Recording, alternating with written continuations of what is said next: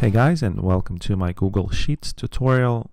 In this tutorial, we're going to cover some basic features of Google Sheets. The first thing you want to do is go to sheets.google.com in your browser. Okay, and you will arrive at this page. So I already have a United States cities blank file, but you can also go to actually this plus sign that will also create a blank file. So I'm going to go ahead and open this. Now, I already named this file United States Cities. Usually to create a name, you simply type it in this box, and we're ready to start making our first spreadsheet. I'm going to go ahead and make the screen bigger so you can actually see what's going on here on the screen. Okay, so this is a United States Cities table with population. So in the header here, United States city population data, and I'm going to use this as a header for my table, and I'll just build out the rest of the content here. So I'll start with, let's say, New York, and population currently is 8,622,357. Now, to save some time, instead of typing them all out, I already prepared some of the other entries. So I'm just going to Ctrl V and press on this icon here. And by the way, in Google Sheets, you can paste values or format only, which means it will paste only the formatting like colors and things like that. And you can also split text to columns. We're going to take a look at some of those other options later. For now, I'm just going to paste values only. At this point, what you can do is make this table more specific. So what I mean by that, we can add an extra header to this table. And I'm going to click on this and go right click and insert one above. This will insert an empty row into our table. So what I'm going to do is name each column, because this is just the title of our table, but this is a specific name of this column. Now, what I just did also is I made this text bold. So that's achieved by hitting Ctrl B. So if you continue hitting Ctrl B, you'll toggle between regular and bold text. And when I do that, you will see that this button here keeps changing. So the same effect can be achieved by simply clicking on this button. There's a few other text controls, but we're going to take a look at them a little later. And I'm going to do the same thing for the second column. Now, Google Sheets has a lot of options for the financials. Financial data controls are located here, and it can be used to do things like convert a number to a currency or to a percent. You can displace the number of decimal points by clicking on these two buttons here. And so to further demonstrate how the financials work, we need to create another column. I'm going to use nominal GDP of a country because that will allow us to enter some currencies as opposed to just regular numbers. So I'll just go ahead and copy them from a Wikipedia article. And again, I'm going to press Ctrl V to paste the rest of them. And also, by the way, this should say GDP.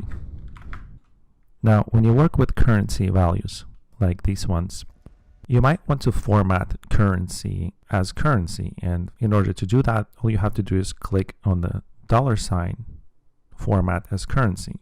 And you will see that your value will be added an extra $, and some number breaker punctuation, like a comma and another comma and a dot at the end with 2 zeros. Now, the interesting thing here is if you click on any of the values, you will see their actual representation. And if I click on this value that I have just changed, you will see that here in the formula view, the original value is still preserved. When I select it, you will actually see it change to its original value in its own cell also. When I click away, this styling is applied. So when you apply the $, all you're doing is changing the format in which it's displayed. You're not actually changing the value, which is still available in the raw format from the function input box.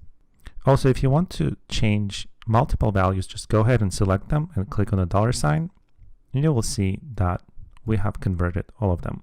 Now I'm going to undo all of this formatting for now, and you can do the same thing by simply clicking on the column and then clicking the $sign button. And you will see all of the values in this column have changed to their currency representation. I actually made a mistake here, and this needs to say GDP. Okay, minor error. Now, a lot of the time in Google Spreadsheet tables, you want to have a total row, and it will calculate the total sum of all these values and place them in these placeholders here. Google Spreadsheet can automatically calculate these values for you. So first, let me highlight total by hitting Ctrl B. Maybe I'll add some color here from color palette. And that was applied only to one cell. If you want to apply color to entire row, select the row, go to the paint bucket, and select the color. Okay, so we got the entire row. Now, to get the sum population into this cell, what I'm going to do is I'm going to use the sum function. And again, my navigation bar is not fully visible here because I enlarged everything, but basically you have to go to this button that says functions. Go ahead and also select sum. There's a whole bunch of them here, and a lot of them are much more advanced than what we're looking for right now. So just go ahead and select the sum function. What Google Spreadsheet wants you to do is it wants you to specify which values in a range that you want to add up together. You can do that easily by clicking on the first cell, then hold Shift key and click on the last one, and it will automatically pick the B3 all the way to B7 range. You could have typed them by hand, but usually selecting a range with the mouse is a lot more convenient. So go ahead and hit the Enter key, and you will see that Google Spreadsheets have successfully calculated all these values for us. Let's go ahead and do the same thing for the GDP values. Select the cell, go into the function, select sum, and here I'm going to type it by hand. As you can see, it's in C column 3, so I'm going to type C3 colon and then C7, and it's going to do the same thing. It's going to add up all of these values here for us. And remember, because we applied the style to the entire column to display currency, this entire column will be using that style even for empty cells. So if I enter 100, it's going to automatically convert that for all values that fall into this column in the future. So you can say this entire column inherits the currency format. Now, one other thing you can do with currencies, so let's select this column and go into one of these buttons here. You can decrease or increase the number of decimal places. And so basically going left will decrease the number of zeros, and it stops there. There's nothing else you can do. You cannot remove all the other values, only the trailing zeros. Or you can go back and add a lot more of them. So in some formats, this trailing zero should be visible. In most of the time, it should not. So you can format it just like this. Sometimes you will want to merge the header into one cell. As you can see, it's broken up into 3 cells. What you can do is you can select the header and go into Format, Merge Cells, and Merge All. You will see that turned our cell into a single cell. What you can do now is perhaps change the background color to black and change the font color to white. And maybe also I'll change the font size to, let's say, 12 to make it a little bigger. And another thing you can do is center this header value to be displayed in the center of this cell. Now you can probably make the cell a little bigger if you want to, and you can also center it on the vertical axis as well. what else you can sometimes do is use the borders. So basically the way it works is that you select a number of cells, go to borders, and if you select the first option, you will see that there's a border around each one of the cells.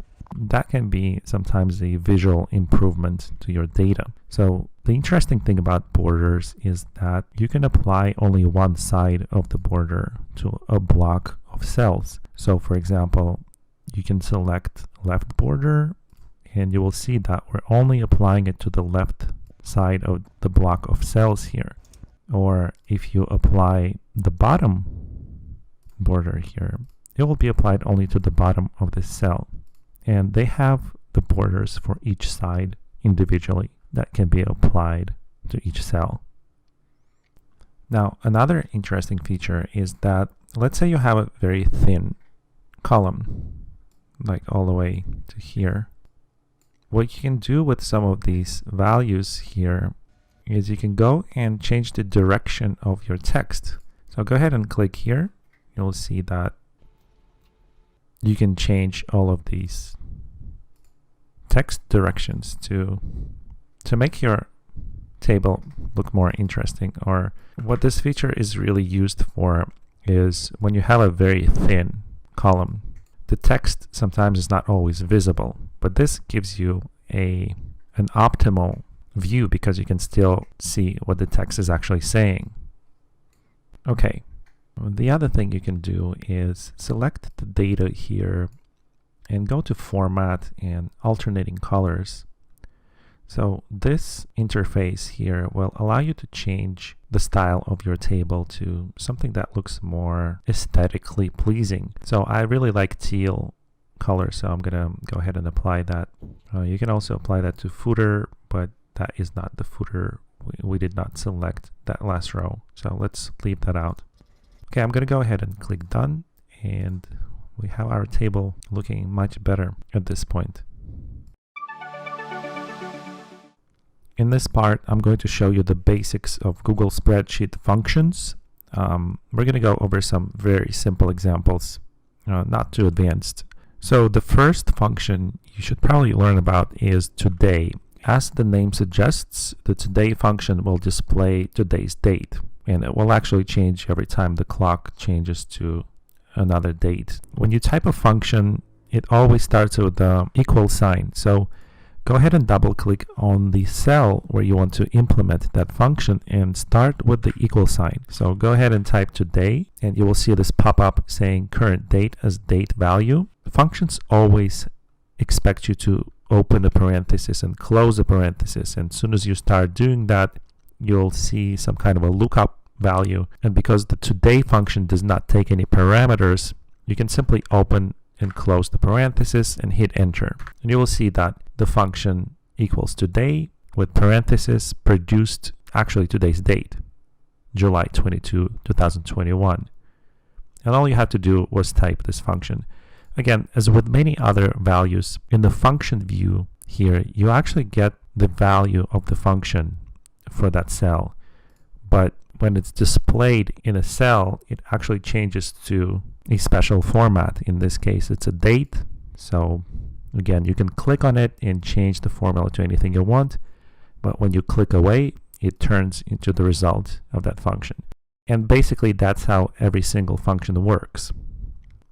So in this table, I created price, number, and total. And so what I'm going to do is I'm going to multiply price by number. And one of the ways of doing that is that you can say equals, let's select A5 multiplied by B5. Now, let's go ahead and hit enter, and you will see that we have calculated the value of price multiplied by number. And in addition, Google Sheets also have suggested to us that we can use this same formula for the rest of these cells. So what you can actually do is accept autofill suggestion.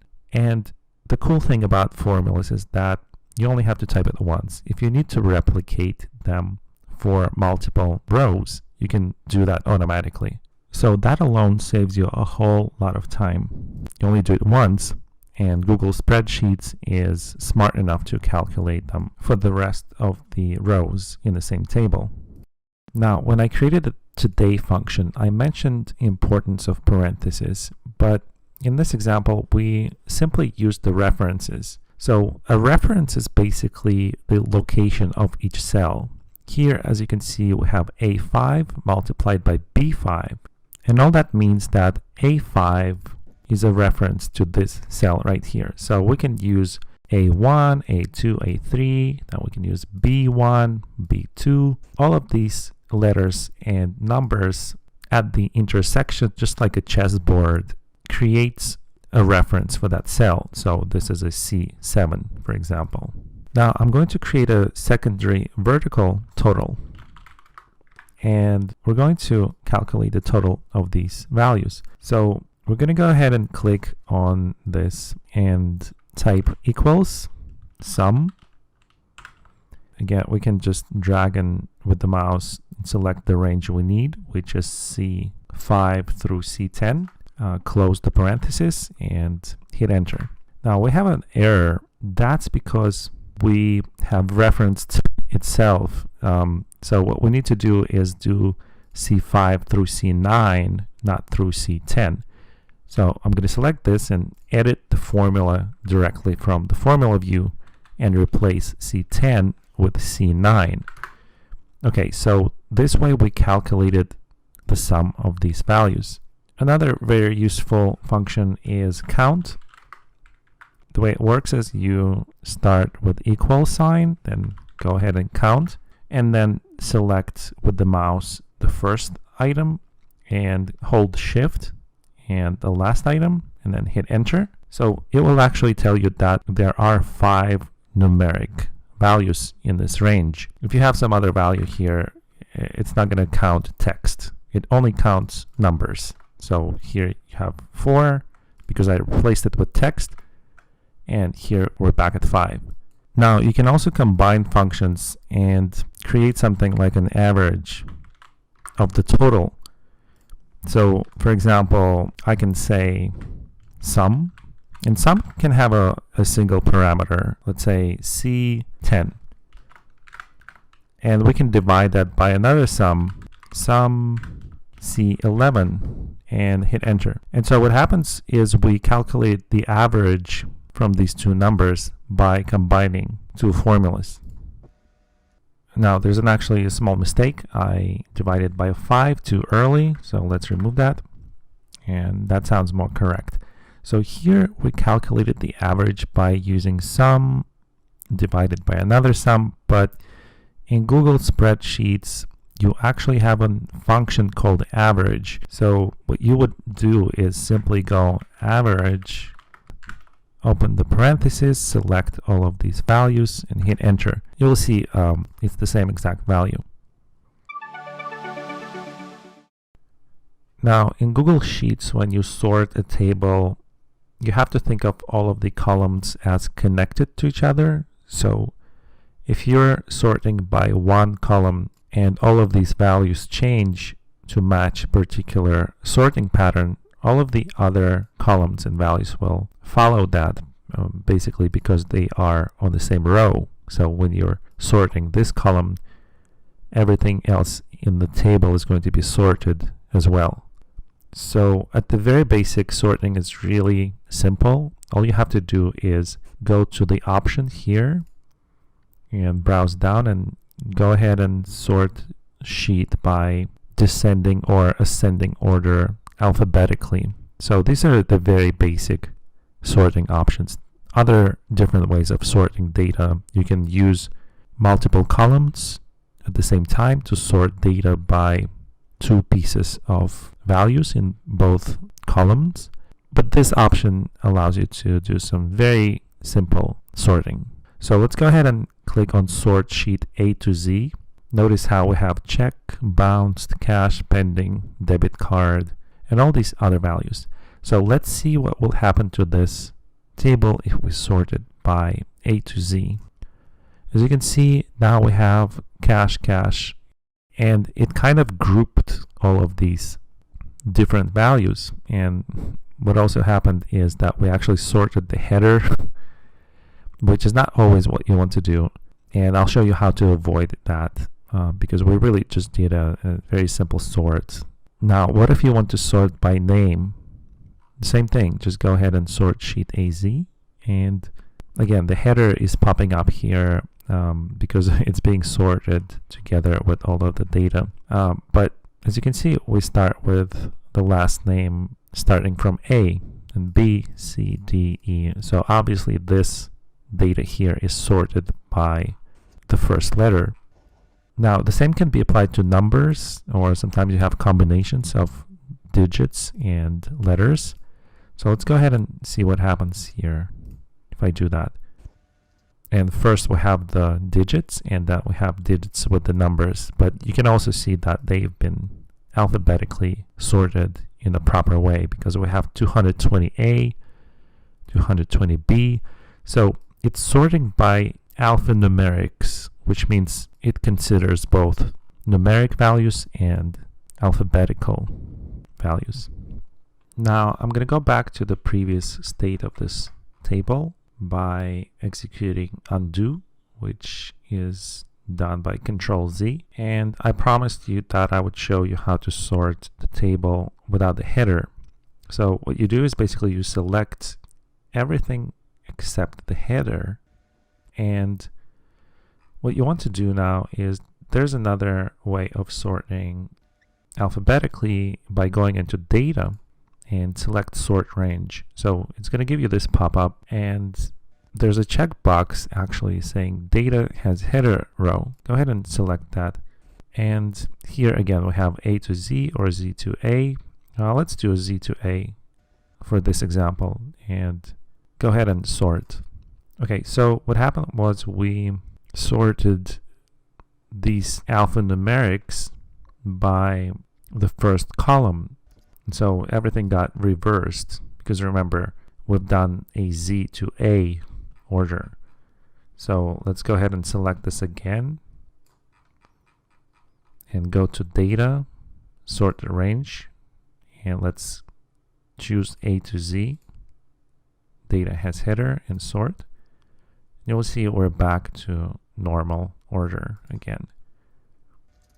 You can select the range of just the last names, just this column C, go to data, sort range again, sort. What happened was it actually only sorted this column, which is actually wrong because all of the last names and first names no longer match.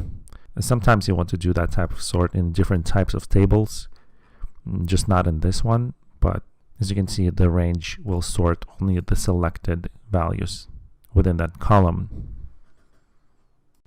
Now, another essential skill when it comes to table is filtering. So let's go ahead and select our table here. And what you want to do is you want to go to data and scroll down to create a filter. So when you do that, you will see that in a header, you have these upside down triangles now, which basically means that this is a filter ready table, but no filters have been actually applied yet.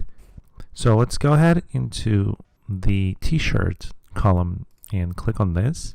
And what you want to do is actually, it will show you all of the available values, but what you want to do is clear right here and then select, let's just say medium. And when you click OK, you will see that the table actually changed and it got filtered only down to entries that contain medium t-shirt size. Everything else is gone. And you can change these filters for each column individually. So let's go ahead into status, clear. Let's say I want to filter down all debit card occurrences. So click OK. And you'll see we have 2 medium t-shirts that were paid by debit card. And basically the usefulness of filters is that they allow you to narrow down on your information based on the values that you want to pinpoint. And I think we've gone over most of the basics in this tutorial so far. Maybe another thing you can do is change the font of your entries. Select all of the cells, go to font. Let's say something different from our default font. You can also change the size of the font. And so basically things like that. There's a standard set of features that allow you to change all of these things that you would expect from any other software. And you might be already familiar with all of those other features.